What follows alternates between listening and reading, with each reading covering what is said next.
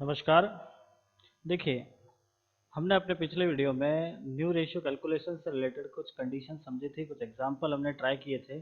आज हम आगे बढ़ते हैं और हम न्यू रेशियो के रिलेटेड कुछ और नई मेथड्स एंड नई कंडीशंस को थोड़ा सा एक्सप्लेन करते हैं बाय एग्जांपल के बेस पे।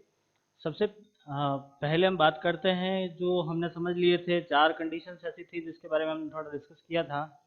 जैसे हमारे पास में था कि जब पृष्ठ में कोई इन्फॉर्मेशन नहीं है, जब आपके पुराने साझेदार इक्वली सेक्रीफाइस करते हैं, अनइक्वली सेक्रीफाइस करते हैं, कोई एक पार्टनर पर्टिकुलर सेक्रीफाइस करता है, तो सारी चीज़ें हमने अपने पिछले वीडियो में पिछली क्लास में देखे थे।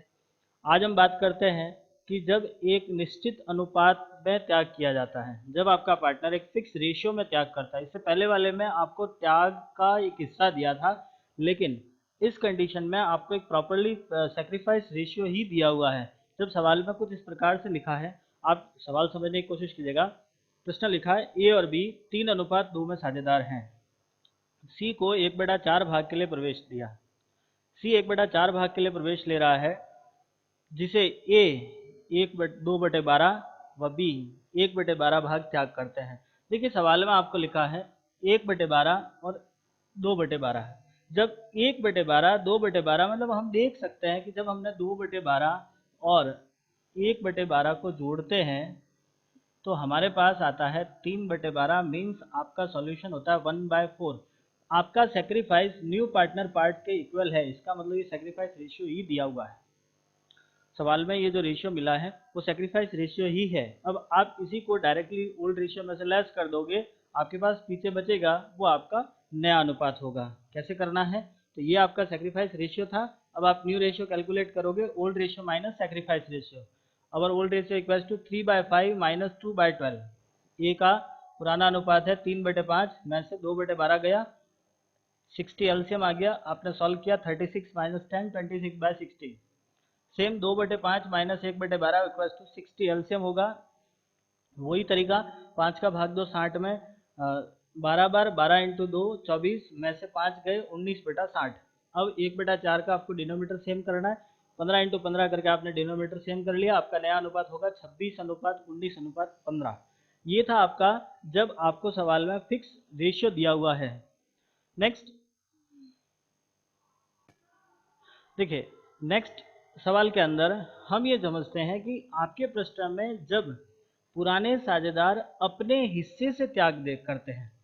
अभी तक जितने भी प्रश्न समझे उसमें पुराने साझेदार नए साझेदार के हिस्से का त्याग करते हैं, लेकिन यदि सवाल में पुराने साझेदार अपने हिस्से का, मीन्स आपको नए साझेदार को कितना हिस्सा देना वो पुराने साझेदारों के हिस्से के आधार पर निर्भर करता है।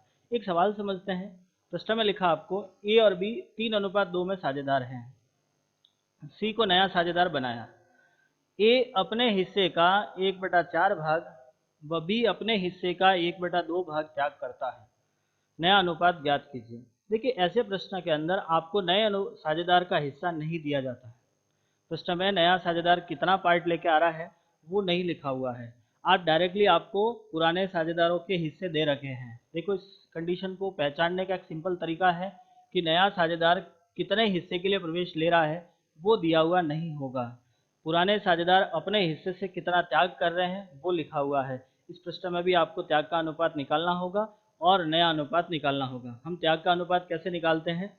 तो ए का त्याग निकालेंगे। ए का हिस्सा है 3/5। देखो, प्रश्न की लैंग्वेज समझना, अपने हिस्से का 1/4 भाग। तो ए का अपना हिस्सा है 3/5, जिसका 1/4 भाग हो गया 3/20। सेम बी का हिस्सा 2/5 इंटू 1/2 2/10। ये हो गया आपका त्याग का अनुपात। अब आपको नया निकालना है। नया बराबर पुराना माइनस त्याग, वही फॉर्मूला रहेगा।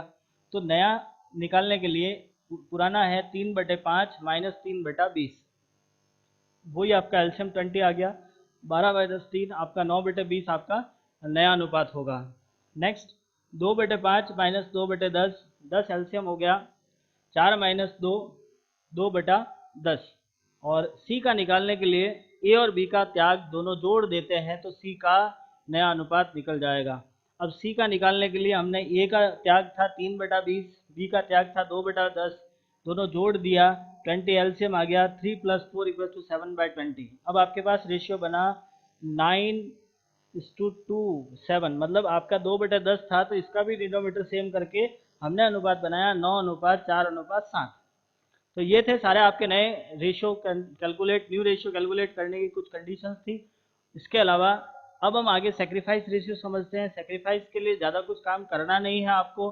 प्रश्न में यदि आपको सेक्रीफाइस रेशियो से रिलेटेड कोई कंडीशन नहीं दे रखी है तब तो आपको पुराना ही सेक्रीफाइस मानना है, और यदि सवाल में नया अनुपात दिया हुआ है तो उस कंडीशन में आपको पुराना माइनस नया करके सेक्रीफाइस निकालना है। तो सेक्रीफाइस रेशियो के लिए ज़्यादा आपको काम करने की आवश्यकता नहीं होती है। हम इन सभी तरीकों से नया अनुपात समझते हैं। नेक्स्ट, इससे आगे हम गुडविल को लेके आएंगे। यदि इससे रिलेटेड यदि किसी प्रकार का आपको प्रॉब्लम आती है, समस्या आती है, तो आप हमें ज़रूर इन्फॉर्म कीजिएगा। धन्यवाद।